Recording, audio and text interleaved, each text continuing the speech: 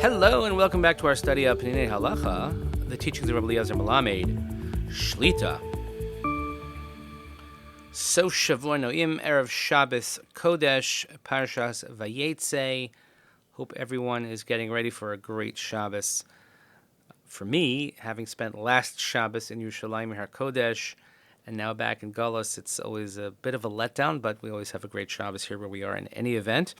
And particularly this Parsha Vayetze, I always think back to any time I visit Beit El, which is just north of Yerushalayim in the Shomron, or heading to the Shomron in Binyamin, that in the entrance of the town, sort of the sign of the town is the ladder from this week's Parsha of Yaakov Avinu, the Rosho Magil Shemaima, that great ladder of Yaakov Avinu's dream. So we should all be zocha to climb the ladders and to reach the greatest heights that we can. But in the meantime, please continue davening for Chayalei Tzva Haganah Yisrael, Refuah Shlema L'chol Petzu'ei Yisrael, safe return of our hostages.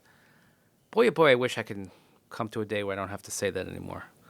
Let's hope that the latest negotiations, or whatever you want to call them, that they're going to bear some fruit and that our sons and daughters can come home finally, because it's just excruciating at this point.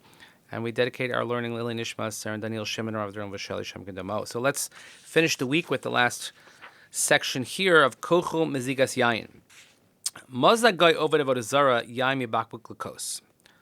So if a non-Jew who worships idols, if he pours wine from a bottle to the glass. Now the word mazag means pour, but in the Gemara language, mazag, mezigas lakos, actually means dilution. So you have to understand in the context what it means.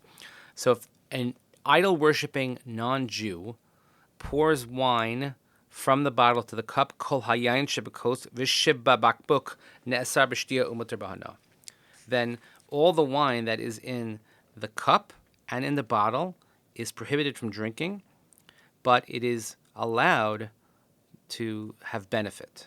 Ein bo isur hana. So why is there no isur hana? Why is there no prohibition of benefit? Since he didn't touch the wine actually with his hands, it's the physical wine he didn't touch, only in the bottle. He didn't swish it around either. He didn't mix it violently like we saw yesterday.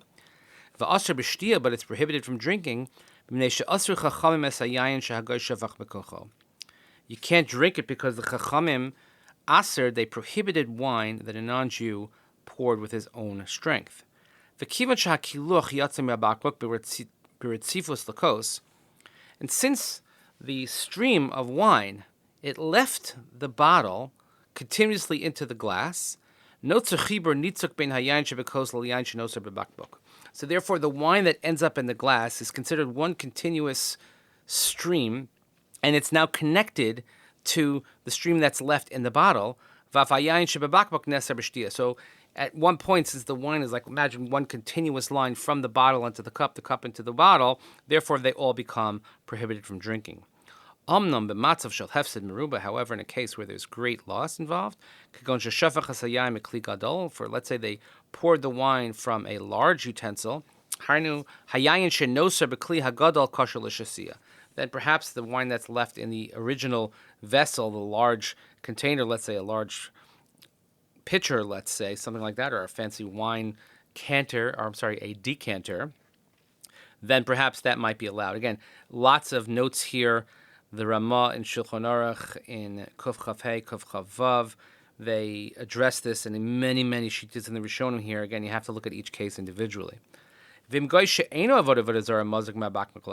say a non-Jew who does not worship idols pours from the bottle to the glass. According to many, the wine that is in the cup and the bottle is allowed. And some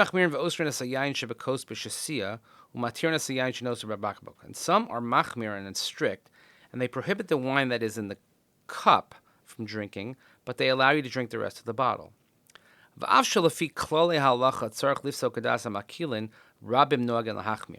And even though, according to this, because this is a rabbinic principle, that we should be lenient, nevertheless, many are stringent.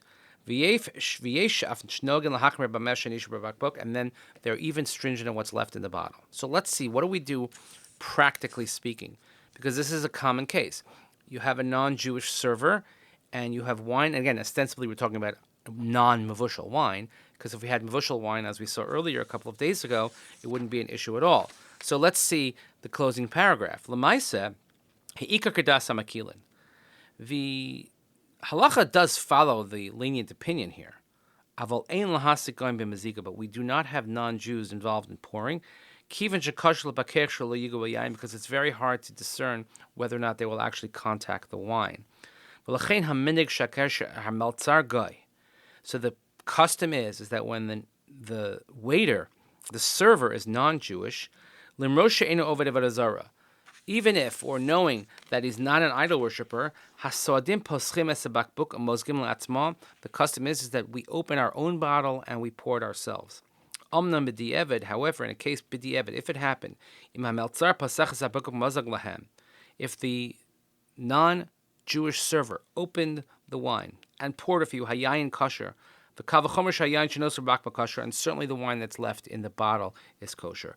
Because if you see him open it in front of you, you see he didn't shake it in front of you, and he certainly didn't touch it, then certainly one is allowed to drink. So this is actually quite innovative and probably eye-opening for a lot of people, that some people tend to be very machmir, we're very strict. Oh, we see a non-Jew touch the wine, that's it. But the truth is that there is area to be lenient, Reb Melamed says. Again, a very lengthy note on page 212, if anybody has the Sefer on note 10. The note takes up almost the entire page, and it's worth looking into. And anybody has any questions, please let me know. We're just trying to do these halachas begadol. But just to reiterate, the practice is, and this is what we should follow. We should follow the chumrah practice, the stringent practice, is that we don't have non-Jews pour non-mevushal wine for us. Again, it's more likely in your home. If you go to a restaurant, restaurants in general don't allow non-mevushal wine because of this problem. And in Israel, they will ask you first in many restaurants. They'll even have non-observant Israelis will ask you, do you mind if I open the wine for you? That's a whole other question, which I imagine we'll get into as we get further in. But for our purposes, let's say in your home, if you have non-mevushal wine, it's always best not to have the non-Jewish servers. Just do it yourself. But if they do, and you can see they're not shaking the wine, they're not touching the wine, then you have area to be makel. So really lots to cover here, lots to learn, and I'm glad that we have the opportunity to do so. So let's make sure we all have a peaceful and restful Shabbos. Thank you for joining us this week, albeit a bit truncated with our study from my travels. And I ask you, please continue davening for Chalei Tzvagan Yisrael, for Shalom Chol Petzua Yisrael, safe return of our hostages. Ili Nishmat Seren Daniel Shimon Rav Doron Vasheli, Hashem Yigam Damo.